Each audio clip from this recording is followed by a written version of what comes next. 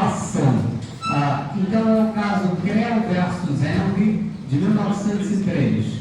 Em decorrência da coroação do rei Eduardo VII, Henry celebrou com Creu um contrato de locação de algumas salas em Pall Mall, em Londres, que possuíam janelas para a rua onde passaria o desfile da coroação, nos dias de 26 e 27 de julho de 1902.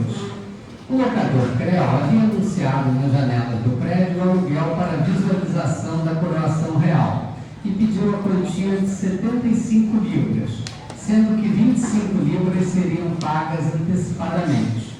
O contrato assinado só se referia à locação pura e simples das ditas salas. O rei adoeceu e o desfile da coroação não se realizou.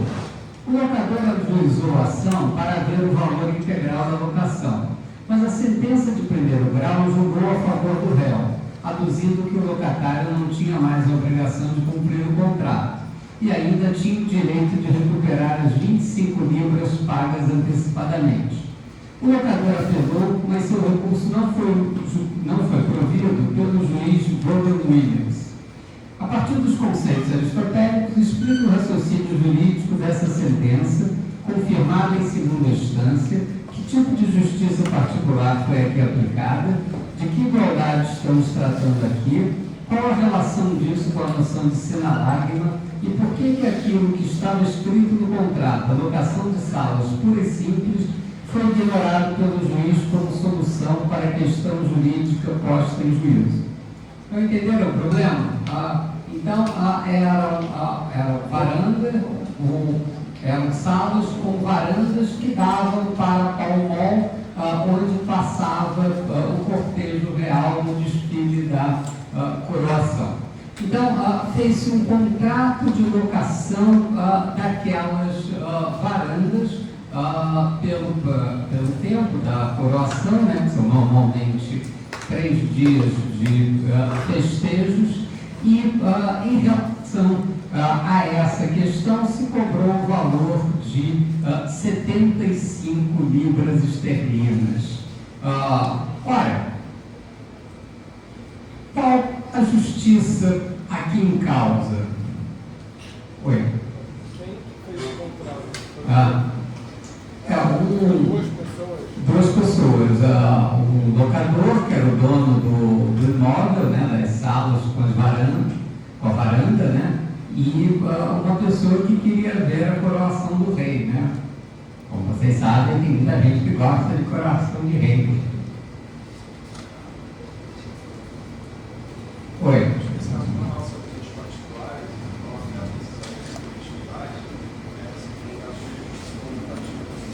Então, é uma relação de justiça comutativa.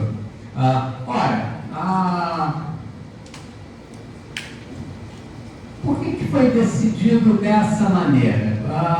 Era uma locação de uma varanda para assistir à coroação, O locador disse para o locatário: olha, no prazo de locação a varanda continua aí disponível e você pagou 75 libras para usufruir dessa varanda.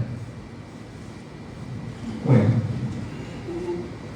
Você tem que respeitar também os interesses das duas partes. Uma pessoa que alocou aquela sala não simplesmente tinha interesse de alocar, ela tinha interesse de ter uma visão privilegiada da coroação do rei. Então, quando não tem mais coroação do rei, o sinalagma foi comprometido e você não pode mais cobrar todo o preço que você cobrou por um serviço que não vai ser prestado. Então olha só, mas se você, por exemplo, for ali no Saara e comprar bolas de aniversário, bolas de encher de aniversário, e for vendê-las na Central do Brasil, se você não conseguir vendê-las, você pode desfazer o negócio jurídico com a loja de festas? Então, por que você não aplica o mesmo raciocínio? Porque quando você assume a responsabilidade de vender aquilo, você também está assumindo a possibilidade de não estar sendo ou de que não aconteça do melhor jeito possível, que tem risco. Agora, quando você compra um serviço a pagar só um objetivo que é ser livre, aí você não está pagando. Não, você não. O problema fala que era uma locação de um local com varanda. Ninguém falou em jeito. Mas o interesse. Tá vendo aqui? Locação pura e simples.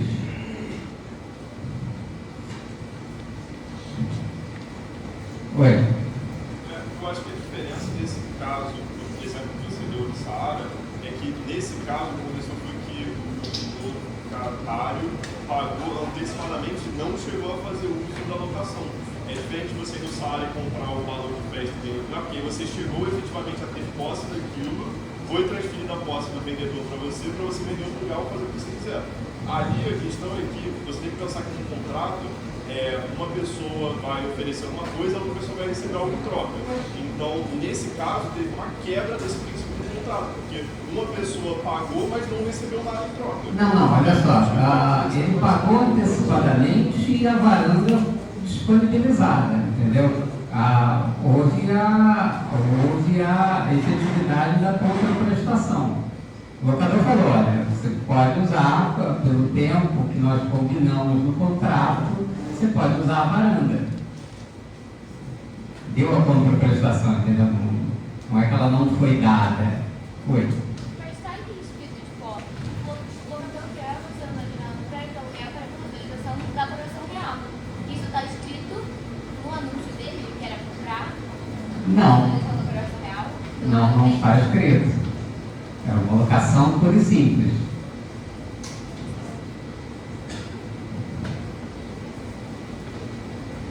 Oi. Mas como que esse livro é um aluguel normal lá ou é relacionado à devida decoração? Não é um aluguel normal. 75 libras esterlinas no início do século era um valor absolutamente anormal. Então, essa é a questão. Deixa eu só perguntar uma coisa.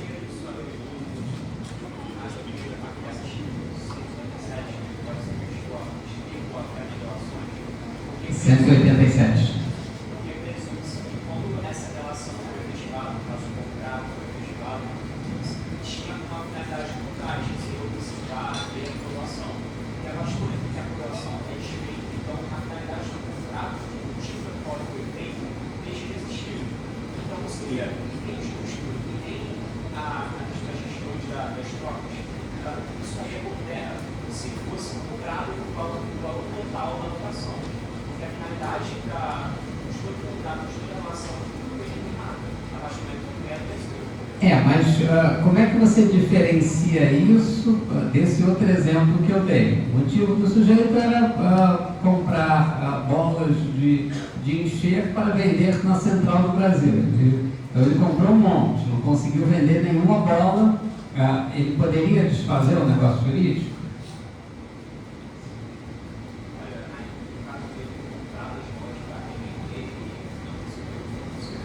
É isso.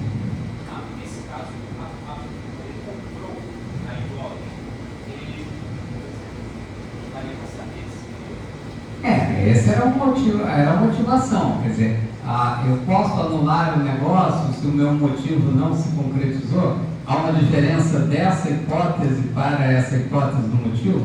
Oi. Eu acho que nesse caso, a diferença existe no aspecto de que quando você comprou os balões, o contrato já eliminou a isso, você comprou os balões. O problema é se você conseguir vender ou não. O vendedor não tem a obrigação de dar balões e falar assim, não, você vai vender esses balões. Ele não está gerando uma expectativa que você vai vender balões, tá? A parte dele foi feita, você tem que ter balões.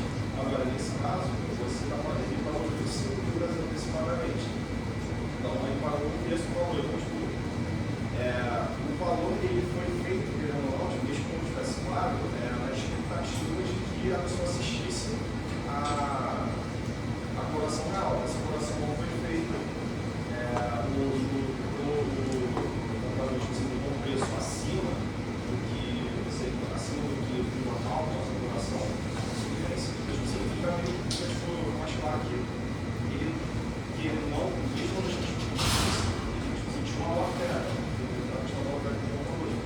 Então vamos lá, olha só. Como é que se resolve esse problema?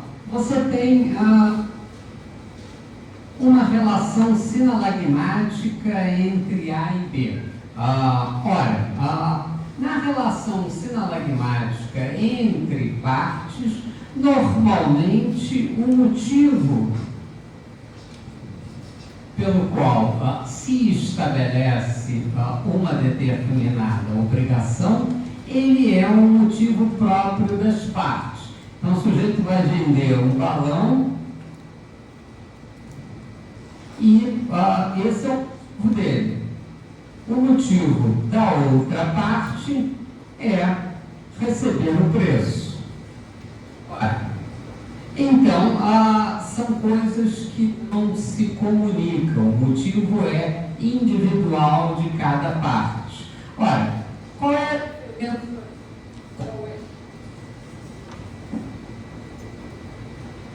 a diferença para esse problema?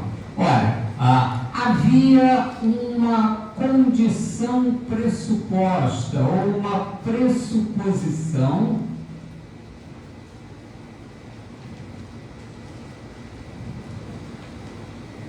comum a ambas as partes,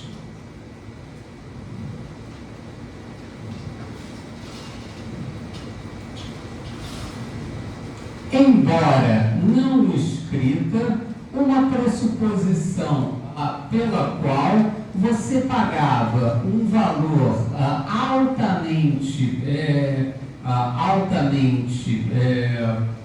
além daquilo que era o valor de uma alocação normal. Por quê? Porque naquelas datas específicas o cortejo real ia passar por ali.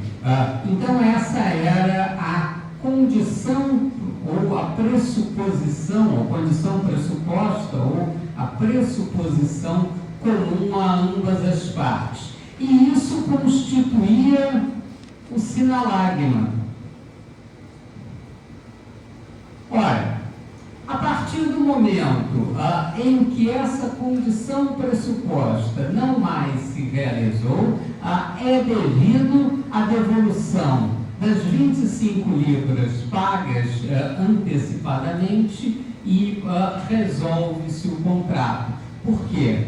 Porque falta a relação sinalagmática que ambas as partes estabeleceram. Aquilo que estava na pressuposição comum às partes. Ora, isso é diferente dessa circunstância. Oi? O fato de que está escrito ali, porque aquilo que fazia o contrato, a anotação das salas por isso que foi nada pelo juiz, é porque então o motivo individual de cada um do contrato vale mais do que está propriamente escrito ali? Não. O motivo é sempre individual. O motivo pelo qual você contrata é individual. Você compra alguma coisa, você quer aquele objeto e o vendedor quer o preço. Cada um tem um motivo para contratar. Só que nessa circunstância era diferente. Por quê? Havia uma pressuposição. Eu só paguei 75 libras esterlinas porque o rei ia passar por ali naqueles dias. Senão, jamais uma sala com uma varanda valeria tanto. Quer dizer, só valeu porque aquilo que era o acordo de vontades pressuposto, embora não escrito. Isso é o sinalagma. Ok, gente? Entenderam? Então você tem que analisar, esses são os famosos casos da coroação do início do século XX. O que houve aqui? Houve uma violação do princípio da boa-fé objetiva.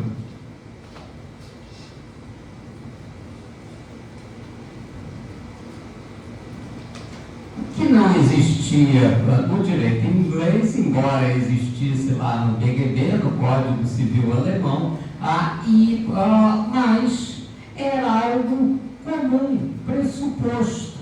Então, o juiz inglês vai dizer, olha, se a condição pressuposta que ambas as partes estabeleceram para estabelecer um valor extremamente elevado daquela locação, então, não acontecendo essa condição pressuposta, rompe-se o sinalagma, então deve ser, não mais o contrato se resolve, não mais pode ser exigido, e aquilo que foi pago antecipadamente terá que ser devolvido.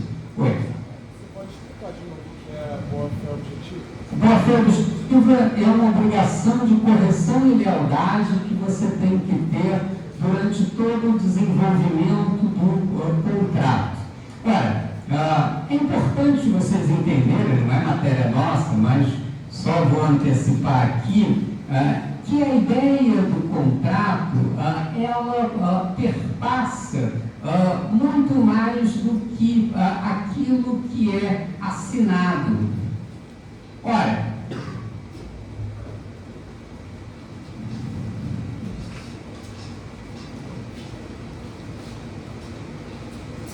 a ideia do contrato pressupõe o quê? Pressupõe uma fase anterior ao desenvolvimento do contrato, uma fase pré-contratual, uma fase contratual no desenvolvimento do contrato e, por vezes, uma fase pós-contratual.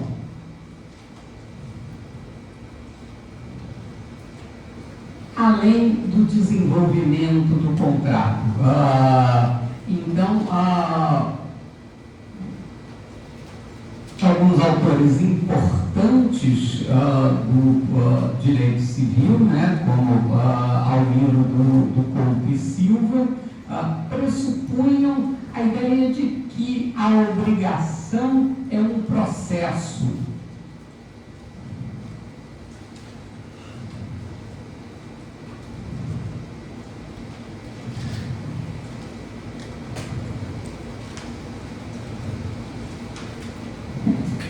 No qual existe uma fase antes da assinatura do contrato, uma fase que vai pressupor que as partes devem acautelar as suas posições antes mesmo de que algum contrato seja assinado.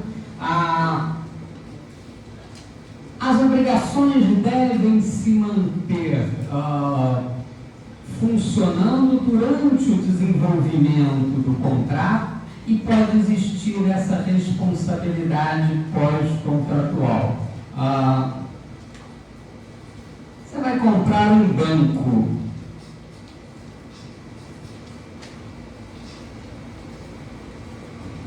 Como é que você compra um banco?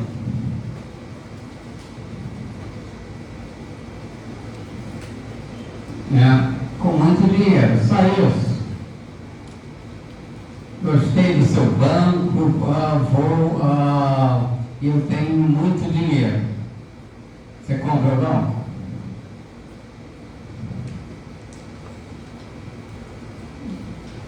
O que é um banco? Qual é a ideia por trás de um banco? Oi.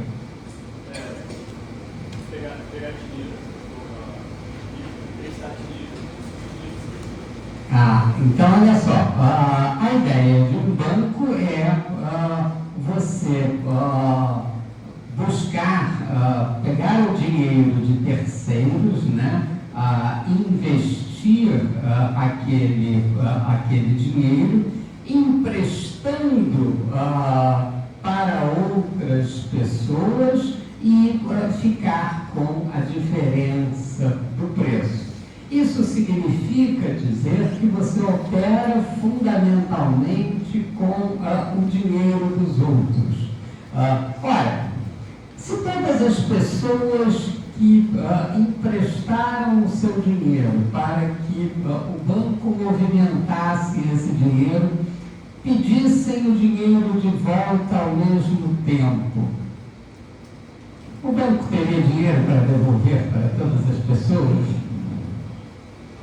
Não. O que aconteceria com o banco? O que acontece com bancos quando há uma corrida bancária? Os bancos quebram, né? Então, acontece por vezes nos Estados Unidos, né? O Lehman Brothers quebrou no último craque do capitalismo, né? De 2008, etc. e tal. Ora, então o banco é fundamentalmente uma ficção que depende da confiança das pessoas, depende da fidúcia, depende de que elas acreditem que o dinheiro delas vai continuar ali existindo e vai continuar sendo remunerado.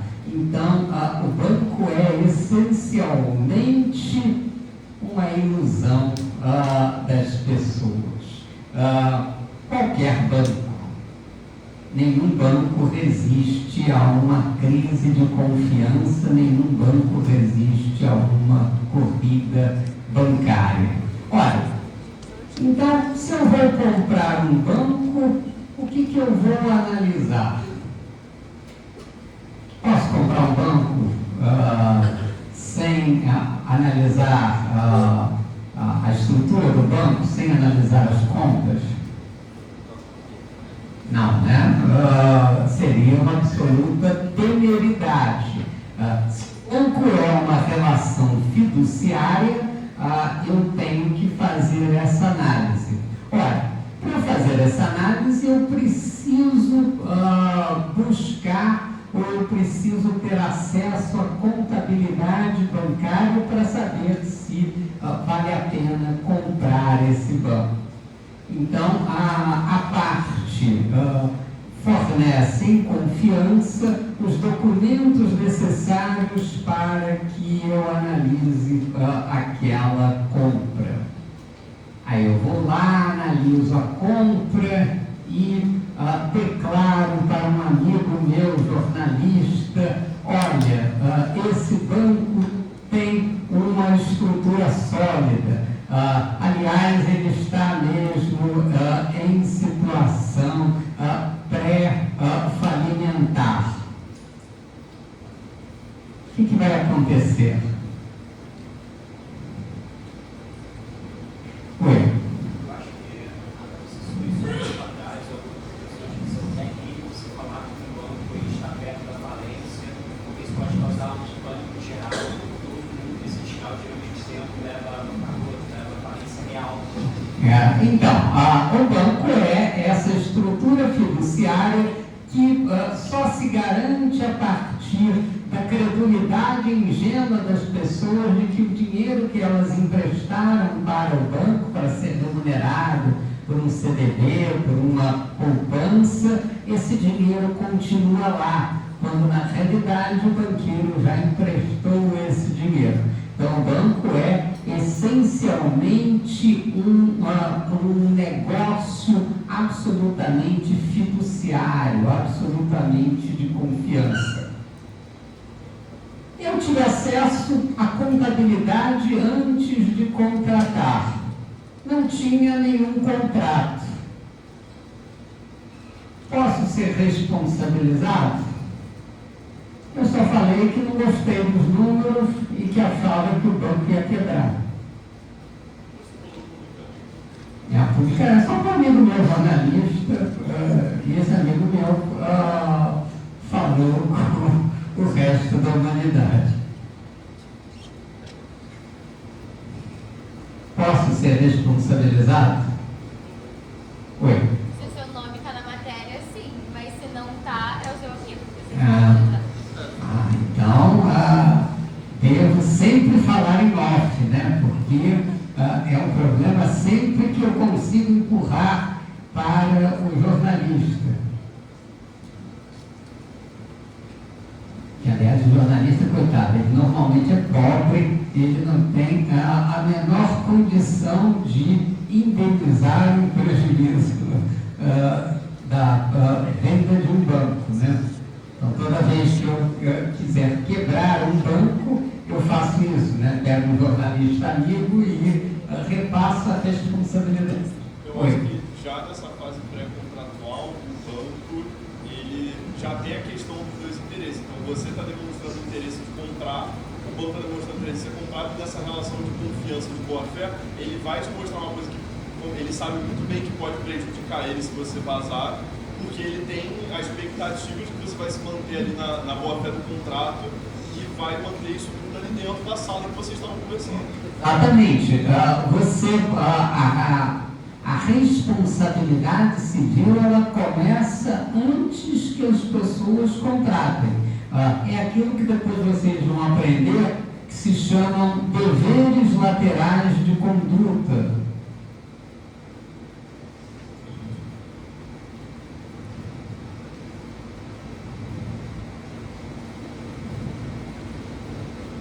E um desses deveres mais importante, nesse caso específico, é o dever de confidencialidade. Então, pode gerar responsabilidade civil pré-contratual, antes do contrato, a essa circunstância. Durante o desenvolvimento do contrato, o contrato pode se alterar durante o desenvolvimento dele, ou o contrato é sempre o mesmo? Oi? Mas nessa relação de responsabilidade pré-contratual, em todos os casos ou só em alguns casos, como esse do banco? A responsabilidade pré-contratual depende da existência desse sinalagma antes daquela venda. Então, pode não existir, por exemplo, numa compra e venda de um determinado produto, né? Aqui existe, você tem que analisar a relação como um todo, né? Então, um contrato assinado pode se alterar ou vale aquilo que está escrito? Oi? Oi?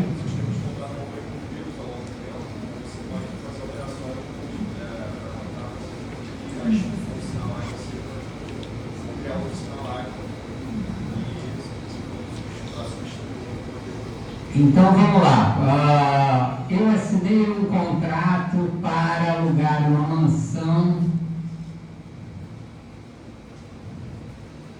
por 15 mil francos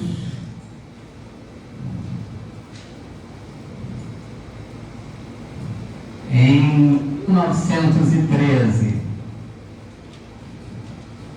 Um contrato por 10 anos.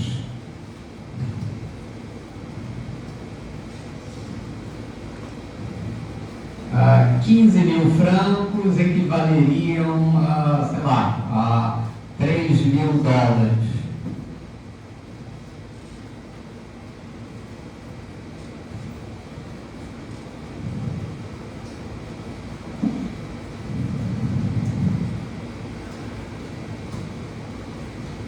O que acontece em 1914? A Primeira Guerra Mundial. O que acontece com o franco?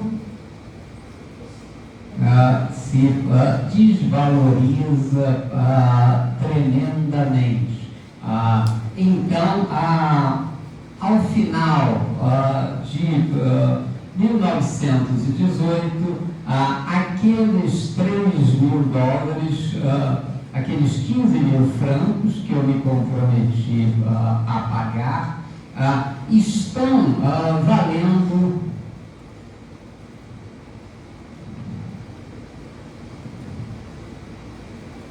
$300.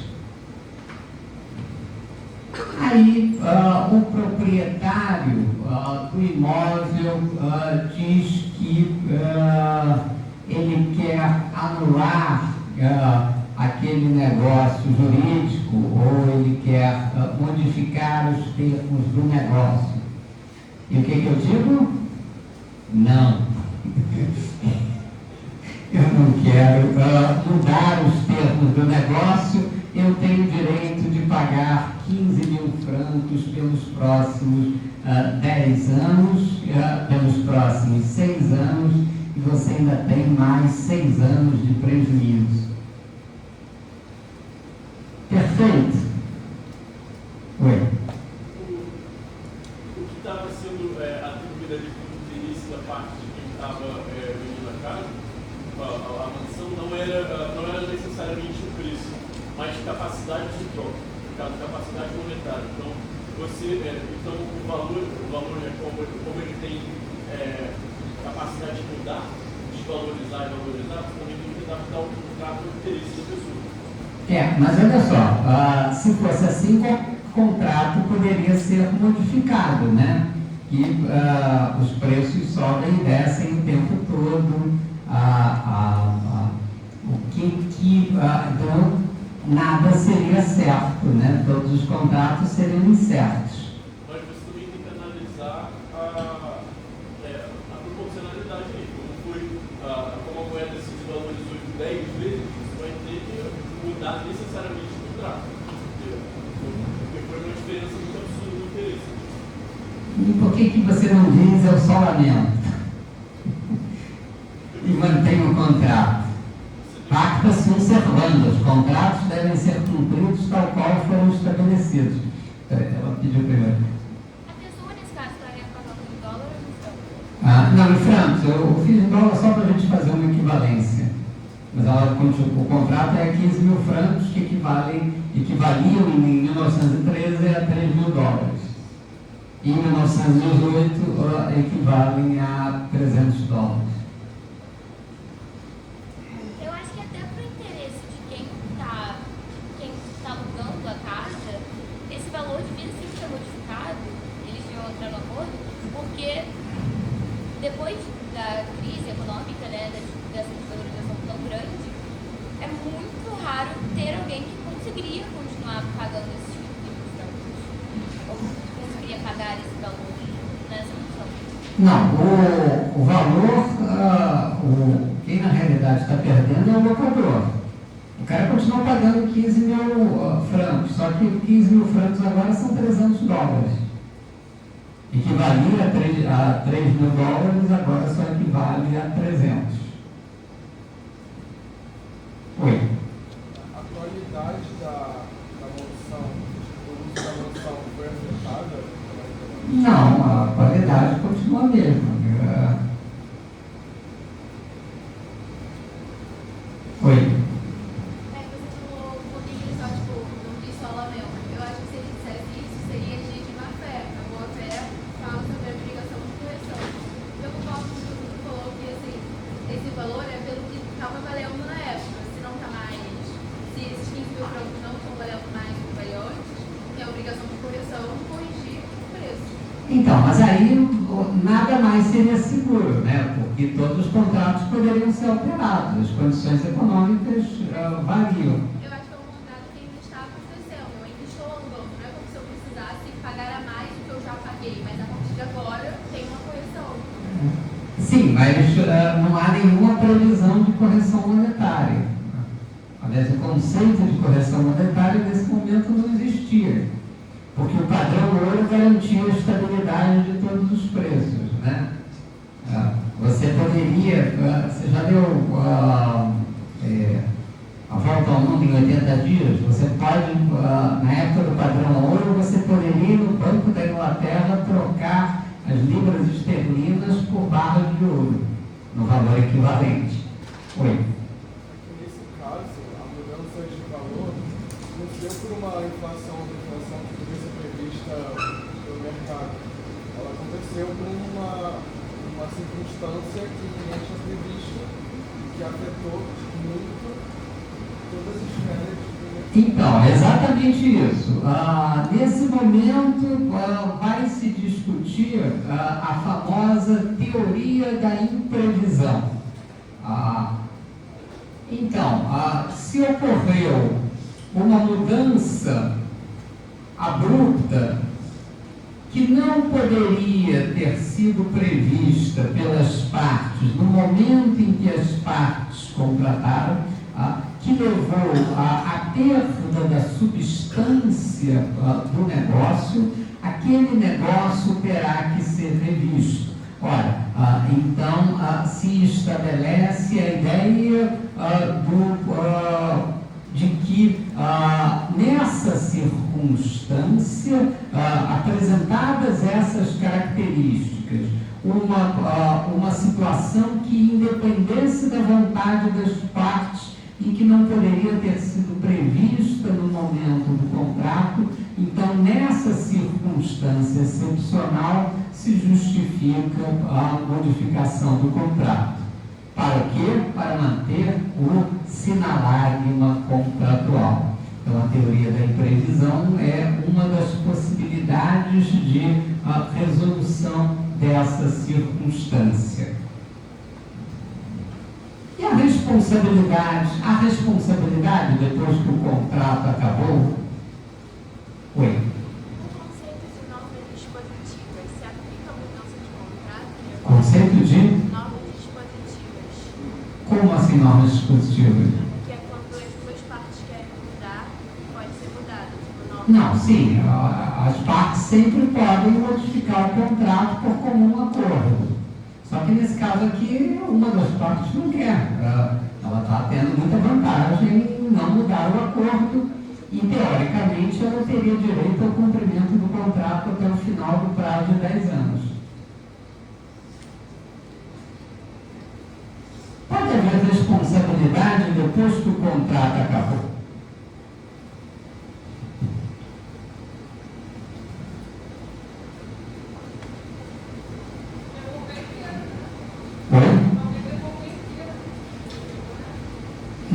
A responsabilidade que surge após a extinção do contrato.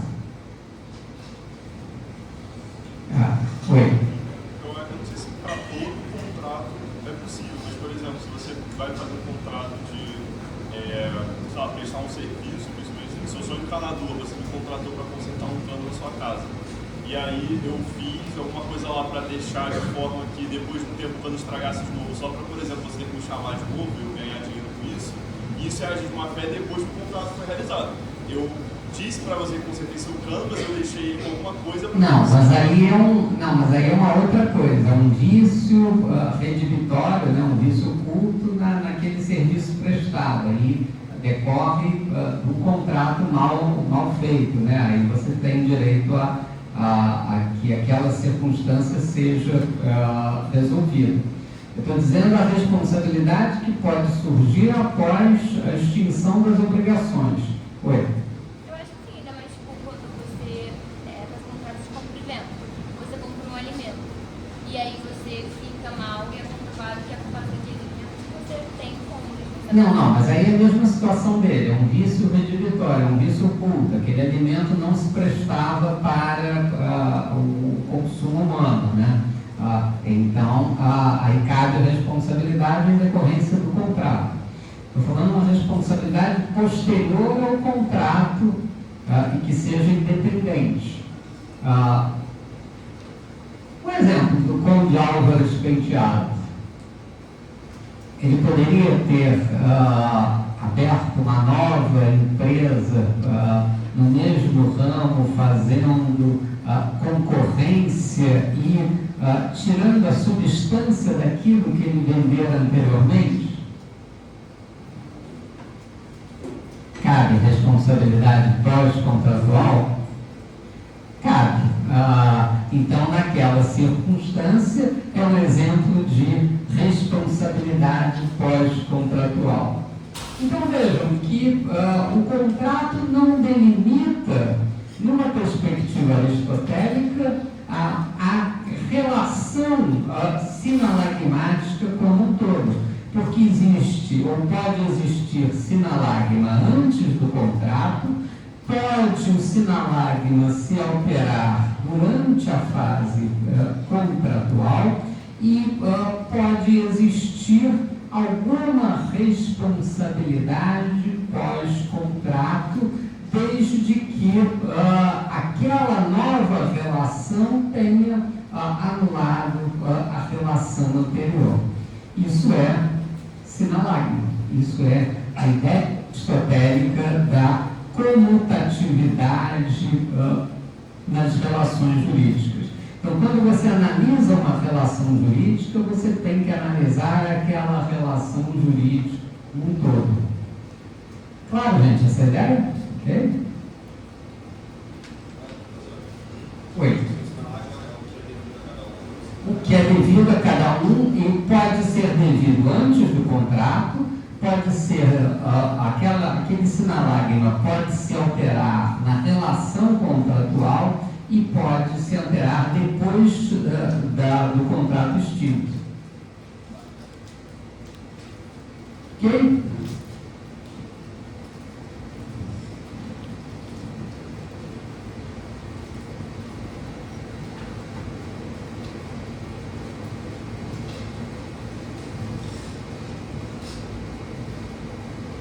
Vocês veem nesses exemplos a importância da definição aristotélica da ideia de direito.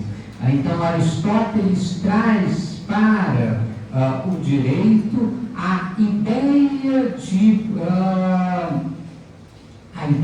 de circunstâncias. Então, direito é algo que existe no mundo e você tem que analisar que tipo de relação você está trabalhando, qual é essa circunstância, se trata de uma relação de justiça distributiva, o que é devido pela coletividade aos indivíduos, se trata de uma relação de justiça comutativa, o que é devido pelos indivíduos entre si. E analisar esse sinalagma é o valor fundamental, é aquilo que constitui a substância do direito. Claro, gente, até aqui? Ora, outra condição para a existência do direito é a ideia de alteridade.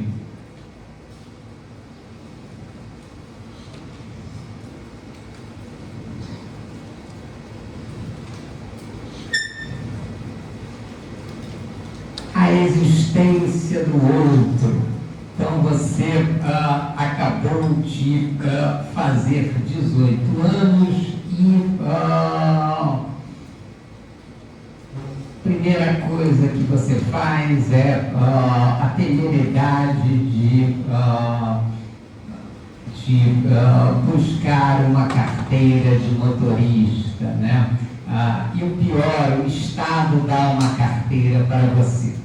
Aí você vai lá, pega o carro do papai que ele acabou de comprar, se apropria indevidamente das chaves e sai com ele a toda velocidade pelo aterro, a uns 150 quilômetros por hora. E aí, de repente, vem uma árvore correndo e você atinge aquela árvore, né? Sem culpa nenhuma sua, foi uma árvore absolutamente inusitada. Para sua sorte, o airbag funciona e você não tem nenhum arranhão, mas o carro dá perda total. Ora, você se apropriou indevidamente de um bem de terceiro, um bem do seu pai, e você destruiu ele totalmente. Qual é a penalidade que você deve ser condenado?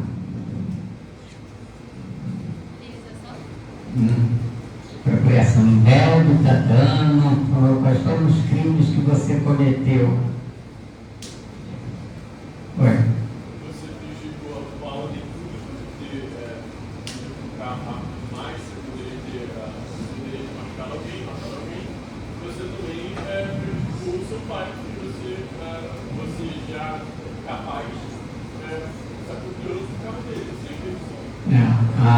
Então, o direito penal deve ser implacável nessas circunstâncias, né?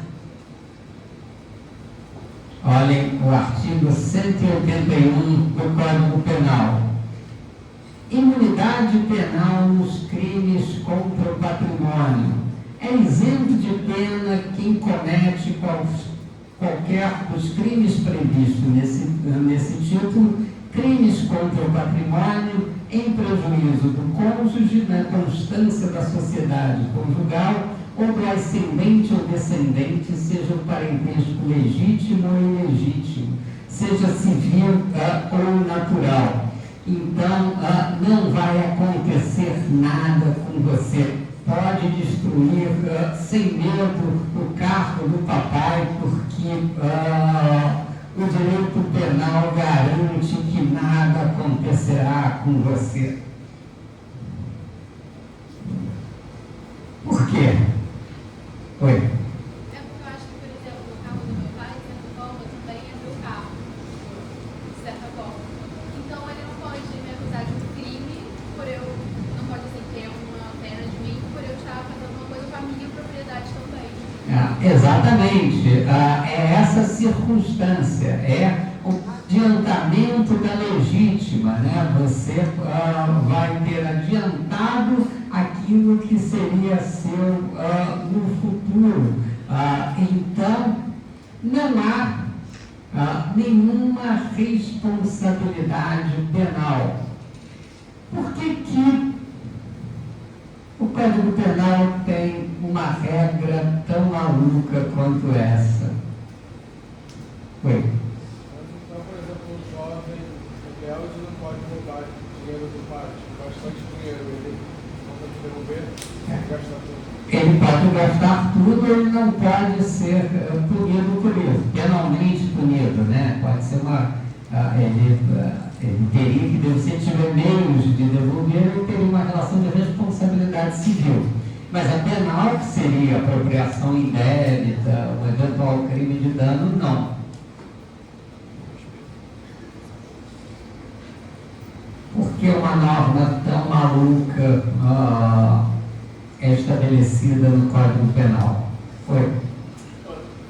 Teorizando, eu acho que como o sistema penal ele tem a função de adequar o indivíduo ao meio de produção, você também tem que averiguar o quanto que ele está prejudicando a coletividade como um todo.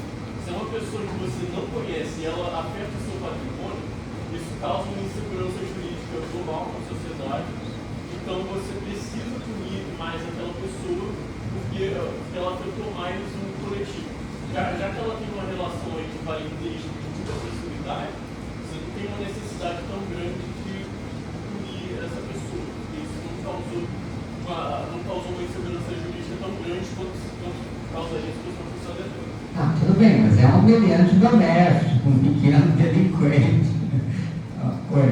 Não, mas eu concordo com ele. Tipo assim, eu peguei o carro do meu pai porque ele estava acessível para mim, a chave do carro estava em casa, eu usava o carro, mas eu não vou sair na rua e pegar o carro de uma pessoa aleatória e quebrar o carro de uma pessoa aleatória. Então, olha só, isso é uma questão que Aristóteles define. Para que você tenha o direito à perfeição, você necessita ter a individualização dos patrimônios. Então, você tem que ter a distinção entre as pessoas, que é a ideia de alteridade. A alter é o outro. Então, o filho é algo do pai. Então, seria alguma coisa errada se estabelecer uma punibilidade agravada, que é a punibilidade do direito penal, para essa circunstância. Então, pela ausência de alteridade, se estabelece a imunidade penal dos crimes contra o patrimônio. Está claro, gente? Oi.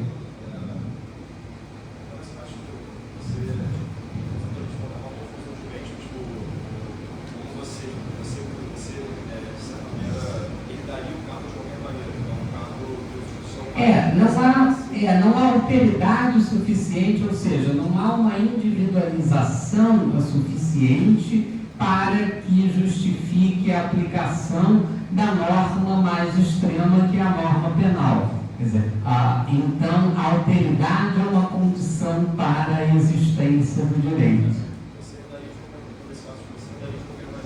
A ideia não, é que você prejudicaria mais a família fazendo essa punição, seria um crime de dano, mais uma apropriação indébita, quer dizer, isso levaria a uma circunstância pior do que não punir.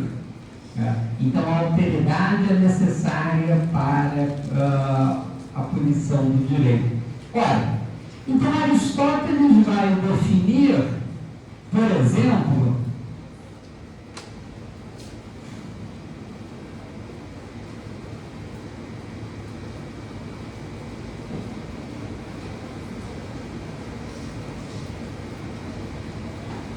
direito de família é direito?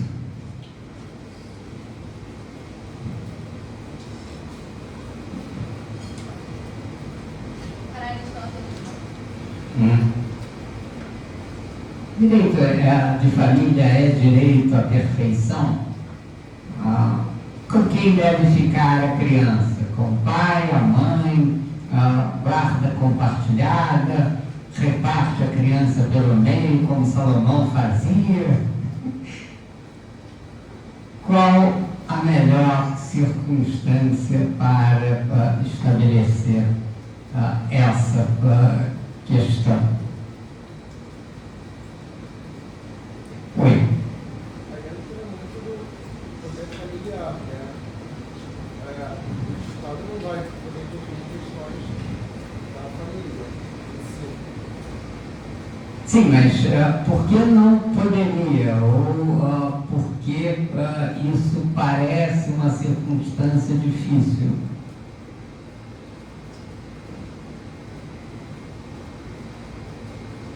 Porque falta a necessária alteridade. Qual é o melhor interesse da criança? Como definir isso? Não há direito à perfeição se você não tem as individualidades bem distintas. Então, direito à perfeição é o direito atual, é o direito obrigacional, é aquele direito que diz respeito a partes absolutamente distintas. Quando não existe perfeitamente alteridade, não é um direito estritamente estabelecido. Então a gente vê que o direito de família tem muitas normas que não vão ter essa perfeição. Então, para Aristóteles, o direito de família não é o direito à perfeição. Oi?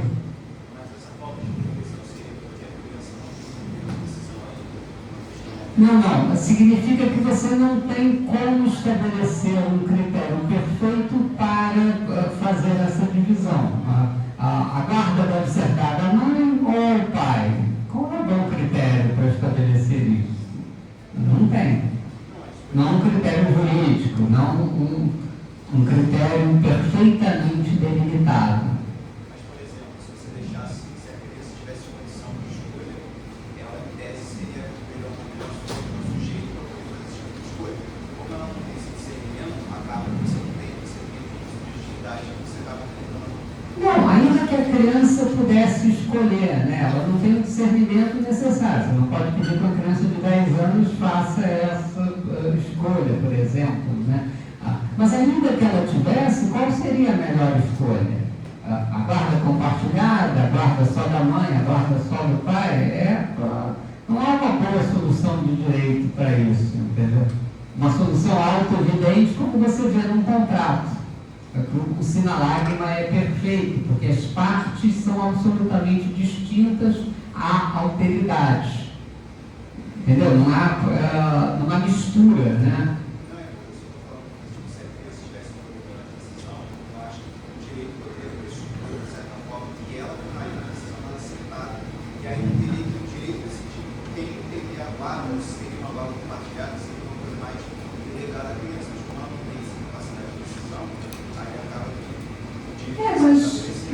mas veja bem, mesmo a criança é complicado, né? Porque você teria que pressupor que ela teria capacidade de decisão antes de uma menoridade absoluta, né? Oi, Eu não entendi a questão do direito de família não ser direito. Alteridade. É necessário a distinção perfeita entre uma pessoa e outra. Numa compra e venda, há uma alteridade. Então, eu tenho uma relação entre particulares e qual é a relação? É a equivalência das partes, é a equivalência da prestação e da contraprestação. Eu vendi um carro, eu paguei o preço. São coisas equivalentes, absolutamente definidas, aí você tem um direito à perfeição. Na criança, qual é o melhor interesse da criança? Como é que eu faço essa divisão? Não há, as partes elas não são perfeitamente distintas. O filho é algo do pai, é algo da mãe. Eu não tenho como aplicar o direito à perfeição. Oi? Falta da bilateralidade. Falta da alteridade, da distinção entre uma pessoa e outra. Alter é outro, né? Oi? Mas essa distinção é feita quando as pessoas têm. Quando elas são perfeitamente distintas, quando elas não se confundem. Por que eu não aplico a norma que vale para todas as pessoas num crime contra o patrimônio? Porque não há uma perfeita distinção entre o filho e o pai.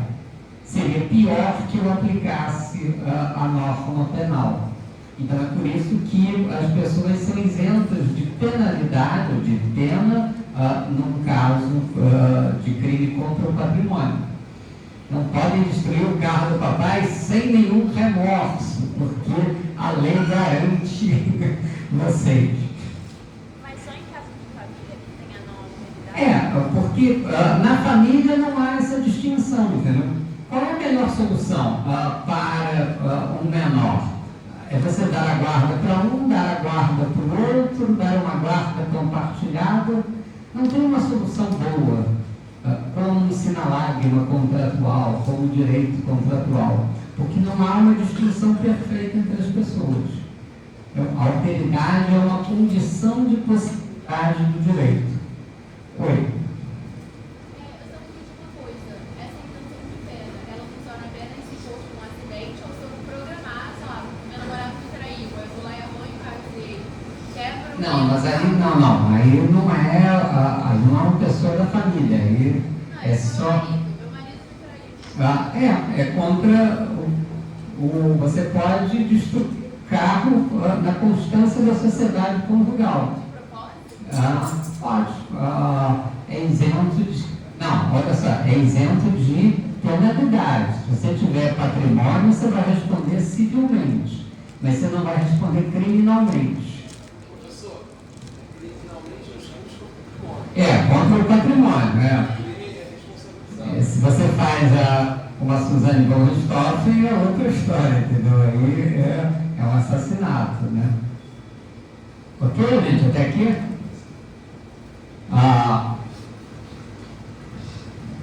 Direito internacional é direito?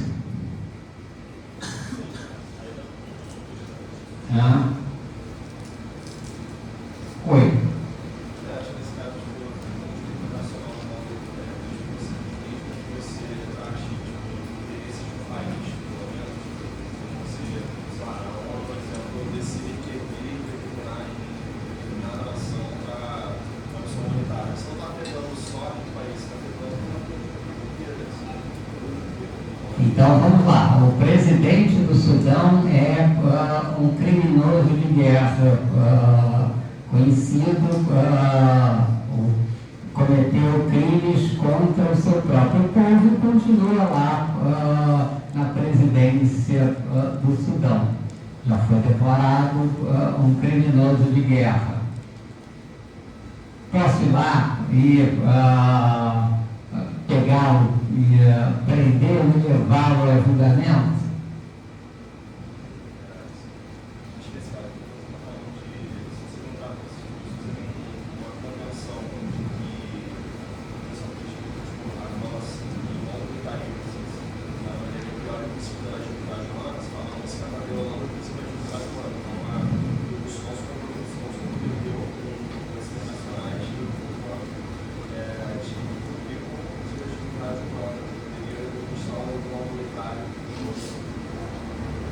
Então, ele é um criminoso de guerra reconhecido por tribunais internacionais. Posso pegá-lo? Estaria... Oi. Eu acho que não, porque o Tribunal Internacional ele foi formado por alguns países, pode ser, por exemplo, que o Sudão não tenha assinado a Carta do Tribunal Internacional, ele não pode ser julgado por uma coisa que ele... Assim, ele pode ser convocado a comparecer ao tribunal, mas ele não pode ser forçado da mesma maneira que o seu Estado tem o direito de ir na sua casa e te prender caso você não compareça ao tribunal por muito tempo, negligenciando essa convocação. Então, olha só, no direito internacional, segundo Aristóteles, você não tem o direito à perfeição. Por quê? Falta ao direito internacional a capacidade de falta para o direito internacional uma autoridade capaz de estabelecer o que é o meu e o seu. Quem vai fazer a distribuição dos bens, honrarias e encargos? Por quê? O princípio do direito internacional é o princípio estabelecido lá pelo Tratado de Westfália. É uma relação entre países, é uma relação, os sujeitos internacionais são os Estados.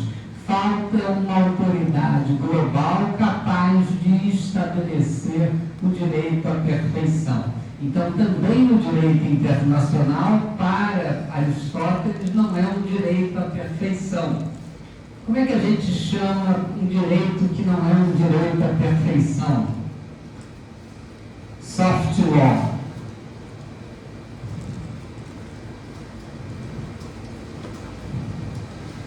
Tem mais ou menos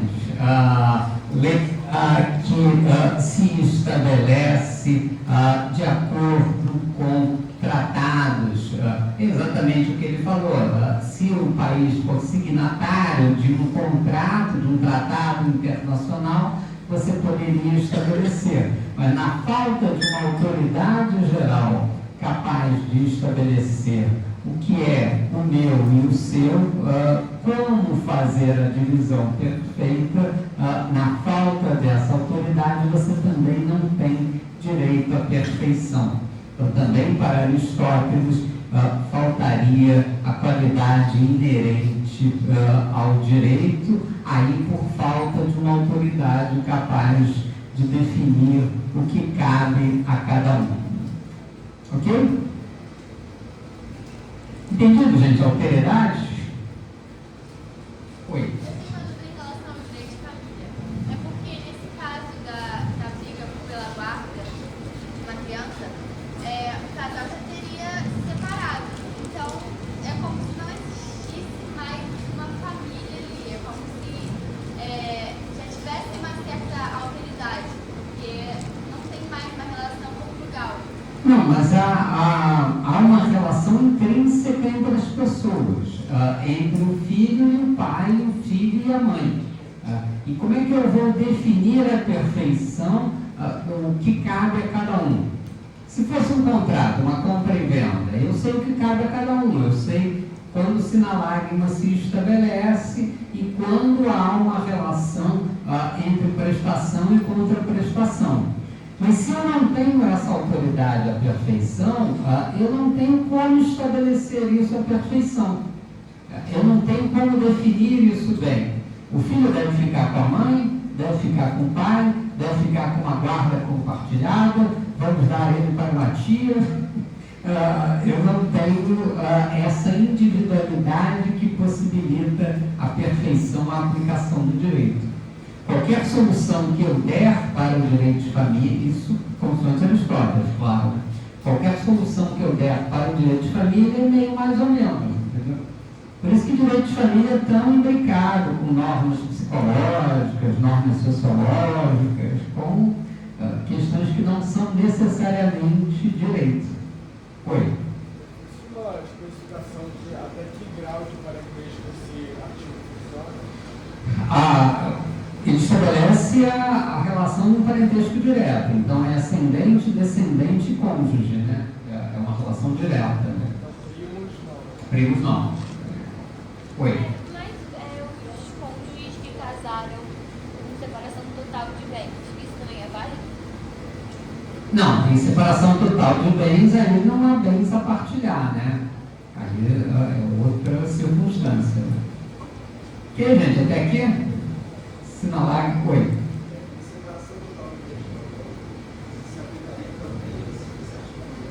Não, se aplica porque isso aqui é direito, isso aqui não é direito civil, isso aqui é direito penal.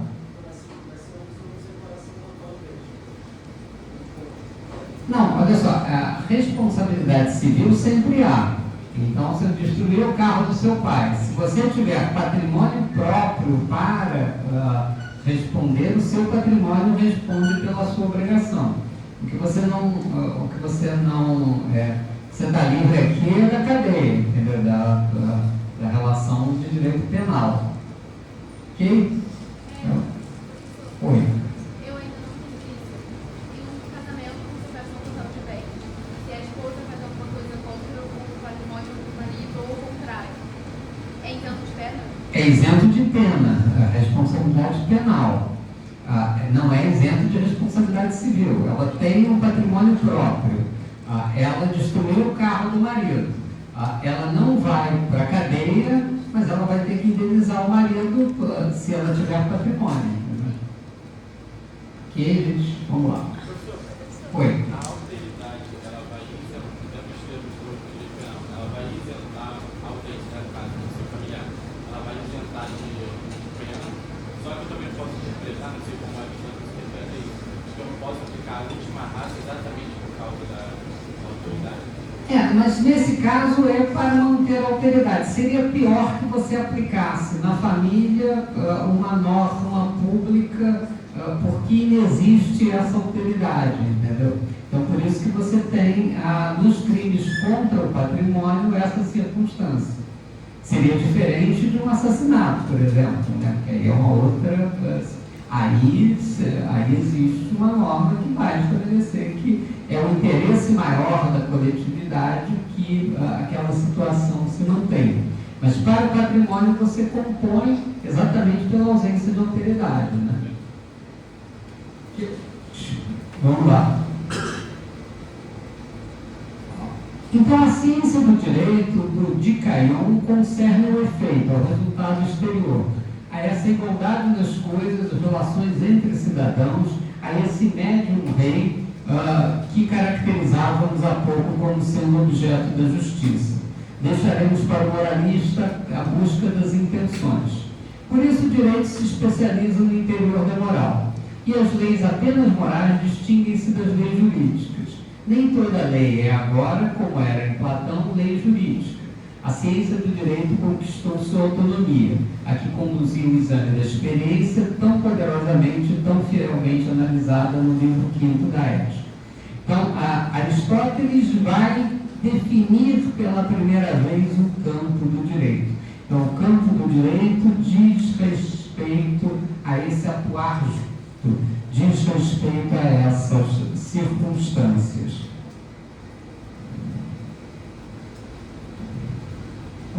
Aqui fontes do direito, né? O direito natural em Aristóteles, né? A definição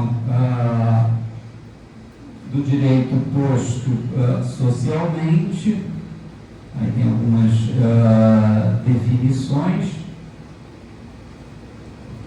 Aqui uma questão importante, qual é a relação entre o direito natural e o direito positivo?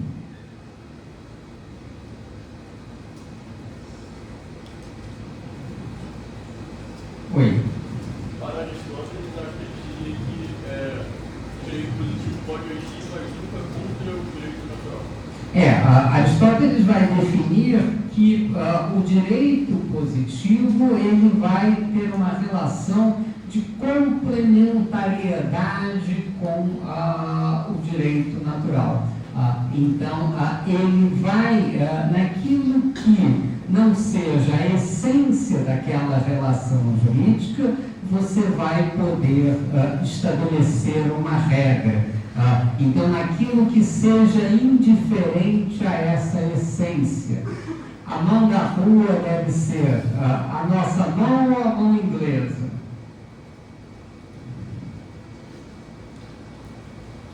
Nós estamos certos ou os britânicos é que estão certos?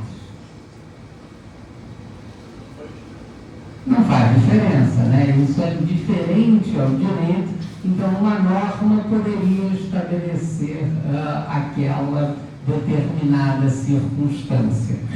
Toda vez que então se estabelece a ideia de direito como uma ideia para estabelecer essa equivalência. Mas a equivalência existe em si.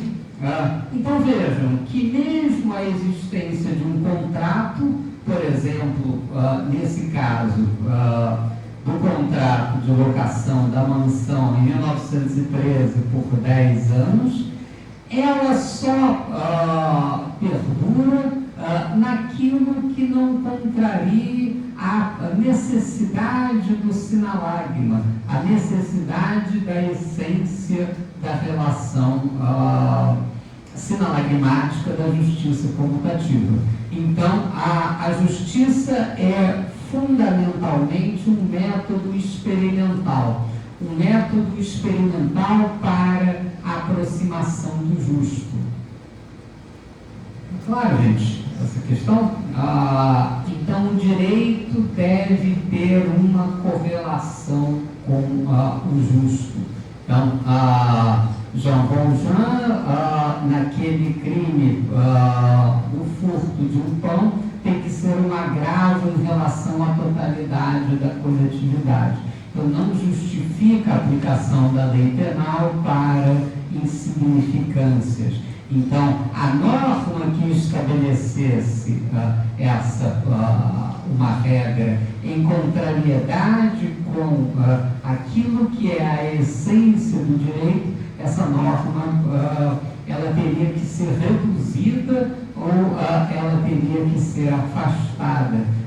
Então, o direito é fundamentalmente um método experimental de complementariedade. O direito positivo, ele busca estabelecer a conformidade com o direito penal, com o direito natural. Ora,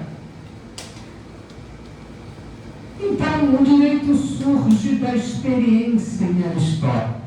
O direito é fundamentalmente um método que se estabelece através da experiência. Então, a cada objeto, e é um princípio da lógica aristotélica, corresponde um tipo de conhecimento com o seu grau de certeza. Então, na relação sinalagmática, na relação de justiça comutativa, o conhecimento daquela relação com o seu grau de certeza. Mudados os termos da relação, muda a forma pela qual ela se estabelece. Então, o direito é objeto de uma busca jamais concluída, que se opera pela dialética e sobre a base de observações. O estudo do direito não leva senão a resultados provisórios. Entendido isso, gente? Então, essa busca é algo essencial. Essa busca é fundamentalmente algo móvel. Professor, Oi. vamos colocar por essa noção de complementariedade. Parece óbvio, né? A deixar bem claro, o direito positivo, pelo menos em tese, não deve ofender o direito natural. O direito positivo não deve, em princípio, ofender o direito natural. Seria o limite implícito. Seria o limite implícito das normas jurídicas. Toda vez que houver essa desconformidade, você vai ter uma mudança necessária. Como aqui, por exemplo, na teoria da imprevisão, em 1919, né? Não é passivo falar isso, né? Mas é como se o direito natural estivesse acima do direito positivo sobre essa ótica aristotélica. É o sentido de que o direito está no mundo, né? O direito é uma proporção que existe no mundo. Então, cabe ao direito positivo entender que proporção é essa. E concretizar, de acordo com a natureza de cada relação. A lei deveria trazer em seu conteúdo a essência do direito natural. A essência do direito natural, essa é a ideia. Tá claro, gente? Aqui,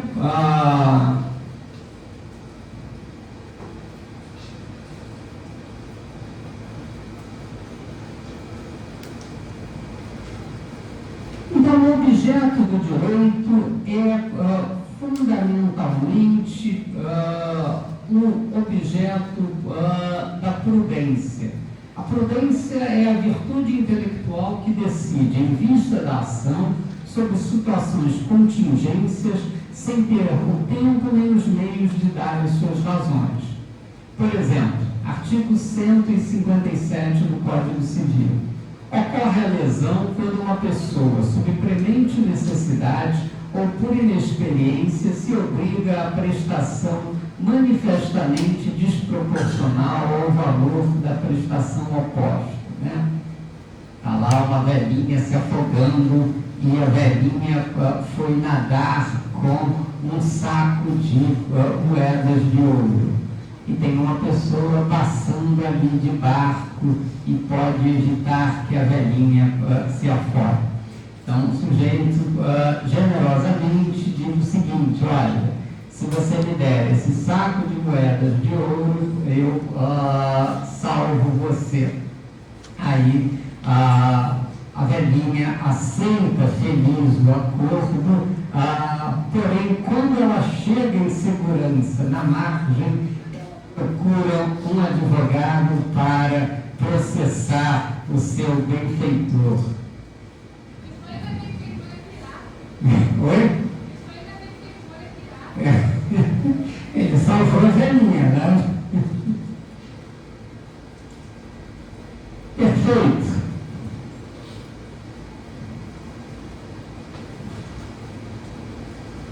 Por que esse negócio jurídico não seria legítimo? Deveria, naquela situação, ajudar ela sem nenhuma compensação. Não há sentido de pedir a polícia para fazer isso, porque é uma obrigação do Ele estabeleceu ali, ela podia ter contratado ou deixado de contratar. Ela podia ter ficado com as moedas de ouro e se afogado. Oi? Acho porque eles não estavam, numa igualdade ali. Ela estava desesperada para não se afogar. Então, é claro que para proteger a própria vida, a pessoa vai aceitar qualquer coisa. Então, aí você tem uma situação que o Código Civil define como lesão. Então, aquele negócio político não é válido porque a pessoa estava sob premente necessidade e se obrigou a prestação manifestamente desproporcional ao valor da prestação oposta. Entendido, gente? Então aqui você tem uma lesão, esse negócio é lesionário, você vai anular o negócio jurídico. Oi? Isso também se enquadra no exemplo do anão, tipo assim, o anão só fez aquele contrato de ser um míssil porque ele estava sob necessidade. Não, aí não, porque ele poderia ter arrumado um outro emprego, né? Não é uma situação de lesão. Então aí ele não estava obrigado a contratar, né? A velhinha, se ela não desse as moedas de ouro, ela se afogaria, né? Então não é uma opção. Não, mas justamente por ele não estar obrigado a ser o míssil, e mesmo se ele escolher ser o míssil, por que aquele contrato é assim, fere a dignidade, tem que ser desfeito? Fere a dignidade da coletividade, fere a dignidade humana. O ser humano não pode ser utilizado como meio para nada. O ser humano é um fim em si mesmo da definição de Kant, né? Quer dizer, então você está usando aquele sujeito como se ele fosse uma bola, né? Então então é a coletividade que é ofendida naquela circunstância. Por isso que a Corte de Cassação vai definir que aquilo viola a dignidade da pessoa humana. Aquele tipo de atividade, né? Oi? Isso também vale para relações de emprego, que são como também tem justiça. A gente vê aquelas pessoas do interior que passam fome, que realmente não tem dinheiro para nada, e aí conseguem um trabalho, geralmente plantação de cana, cortando a cana. E aí o trabalho é muito extenso, são muitas horas e eles não recebem o quanto deveriam receber. Mas eles estão passando fome, basicamente. Se for numa relação extrema, pode ser uma relação que haja uma proporção que não seja tão flagrante. Mas, por exemplo, se for uma situação análoga à escravidão, que acontece, aí é uma norma que viola a ordem pública, né? E aí tem inclusive uma norma penal proibindo isso, né? Oi? Pode ser o quê? Sim. É uma contratação de estado de perigo, né? É uma lesão por causa da desproporcionalidade, mas também é uma contratação em estado de perigo que o Código Civil estabelece. Ok?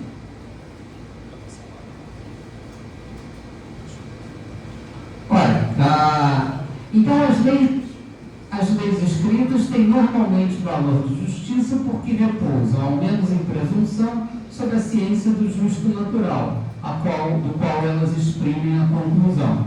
Portanto, o conjunto do direito vale em definitivo a título de direito natural. Os elementos que procedem diretamente da observação da natureza, quer dizer, os ensinamentos indistintos do justo natural, têm um valor universal. Aqueles que, ao contrário, mais precisos, procedem da decisão do Estado, não são válidos para todos, mas somente onde se estende o poder do legislador. Eles compõem, portanto, o direito próprio de uma cidade particular. Então, essa relação de complementariedade entre o direito natural e o direito positivo. Ora, a lei em Aristóteles deve ser obedecida em qualquer circunstância.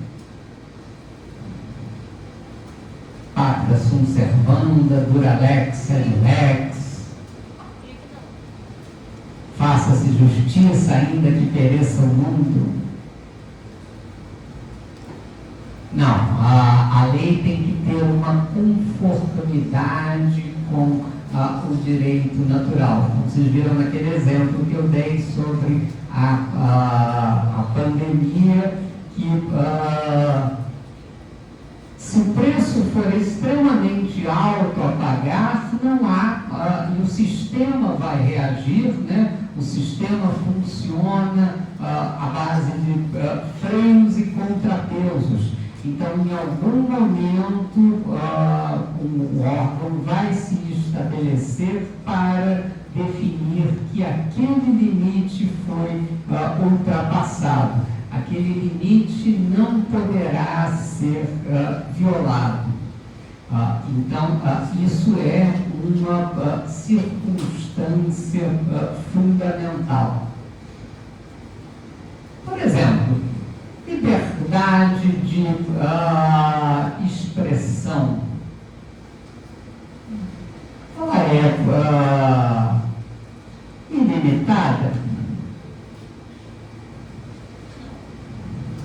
Passeata nazista em bairro judeu. Pode.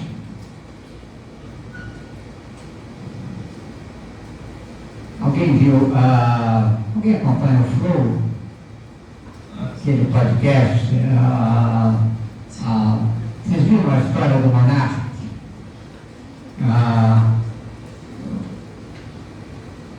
O Monark diz o seguinte: olha, é perfeitamente válido estabelecer uma argumentação, por exemplo, de um partido nazista. Ele vai lá estabelecer a sua norma ou o seu ideário, aquilo vai disputar o mercado das ideias e, se ele tiver uma ação popular adequada, ele vai predominar. Se não tiver, ele não irá predominar. Porque, como vocês sabem, Adolf Hitler chegou ao poder pelo voto, né? feito? O monarca que foi um injustiçado?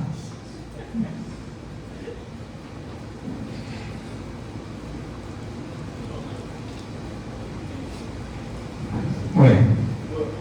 A liberdade de expressão é sempre limitada pela possibilidade do discurso de ódio e do consenso. Não. E o que diz a Constituição?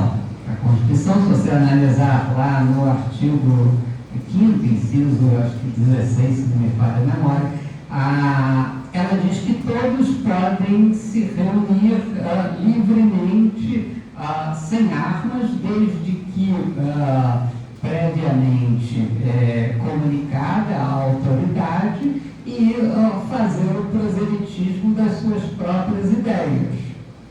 A Constituição garante a liberdade de expressão e a liberdade de propaganda. Oi. Mas aí é diferente quando você fere a dignidade humana, os direitos humanos.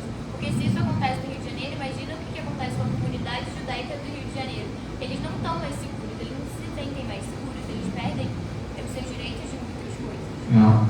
Mas a Constituição estabelece que é livre a liberdade de expressão, desde que você não procure ou não cause um dano a alguém. Você está dizendo, olha, eu prefiro que essas pessoas não façam parte da humanidade. Isso não é dano a alguém? Não, eu só estou falando. É a opinião do monarca, por exemplo. Olha, se você não está causando a ninguém, você poderia disputar o mercado de ideias, né? E aí o pobrezinho foi cancelado. Por quê? Oi. Mas o ordenamento jurídico brasileiro também prevê que você não pode incitar a uma violência. Mesmo que não cause uma violência necessariamente direta, você com essas opiniões está promovendo uma possível local, violência. Mas há um limite em si, essa é a questão, né? Como estabelecer esse limite? É a questão do direito subjetivo. Lembra que você tinha perguntado isso? Qual se o limite do direito subjetivo estava estabelecido a priori? Se o limite do direito subjetivo é um poder do sujeito, ele não está definido a priori pela norma legal. Mas ele está definido por essa circunstância de que há sempre uma relação que vai ser delimitada quando aquilo entrar em choque com outra relação jurídica. Então, o poder é supostamente absoluto, mas nesse caso, onde você está advogando a extinção de toda uma etnia, você tem a impossibilidade daquela propagação daquele tipo de ideias, né? Então, o discurso de ódio, Então, o limite é estabelecido a posteriori. Por quê? Para atender a um princípio aristotélico. Oi. Mas nesse caso eu não estaria referido à dignidade humana? Então, mas olha só, a Constituição enuncia a liberdade de expressão, a liberdade mais ampla possível. Então, se você perguntar para um deputado de um certo agrupamento político, ele vai dizer que tem direito de xingar as pessoas, que ele é deputado, que ele e que ele tem o direito de ofender, de fazer, porque isso é um exercício da liberdade de expressão. A liberdade de expressão, ela é em si um direito ilimitado. Por quê? Porque ela é um poder do sujeito. Definição de um direito subjetivo, né? O direito de usar a faculdade jurídica de agir consoante aquilo que uma norma estabelece. O que a norma estabeleceu na Constituição? Todos podem propagar as suas ideias, quaisquer que sejam elas, desde que se reúnam livremente sem armas, né? Está lá na Constituição. Agora, como é que se limita isso? Isso tem uma limitação quando entra em contradição com outro direito. Se você diz que uma determinada comunidade não tem mais direito à existência, você está criando um discurso de ódio. Aí você vai ter uma limitação naquele outro direito. Quer dizer, então o direito não vai surgir, o direito não vai existir espontaneamente, ele vai existir quando em confrontação com outro direito. Por que é discurso de ódio? Porque eu estou pedindo o extermínio de uma determinada etnia. E aí você tem a limitação desse direito. Isso não pode. Quem estabelece isso? Os tribunais. O Supremo Tribunal Federal, em última instância, vai estabelecer isso. Entendido? O que o Supremo Tribunal Federal faz? Ele estabelece os princípios aristotélicos. Ele estabelece qual é o limite ao poder das leis. Embora o enunciado formalmente seja ilimitado, a liberdade de expressão seja ilimitada, você não pode utilizar a liberdade de expressão para dizer que determinadas pessoas não fazem parte da humanidade ou não têm direito à existência. Alguém tinha perguntado alguma coisa? Oi.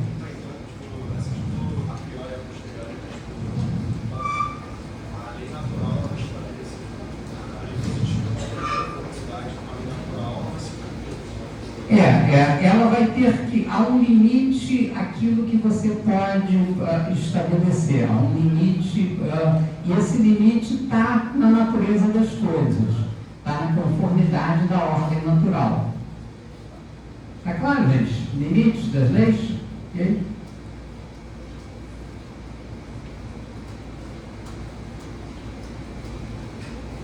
Bom, não vai dar tempo da gente começar equidade, né? Então, equidade não vai cair na prova, né? Depois a gente vai estudar equidade com mais vagar. Oi?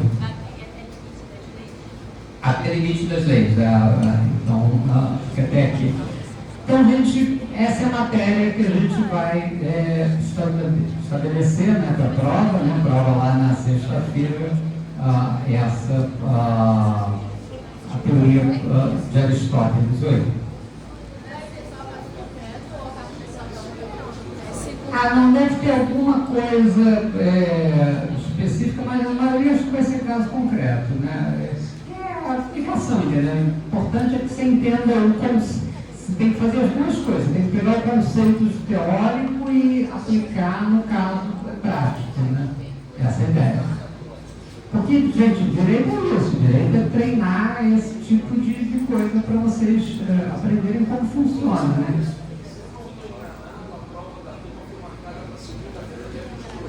Segunda, não é sexta?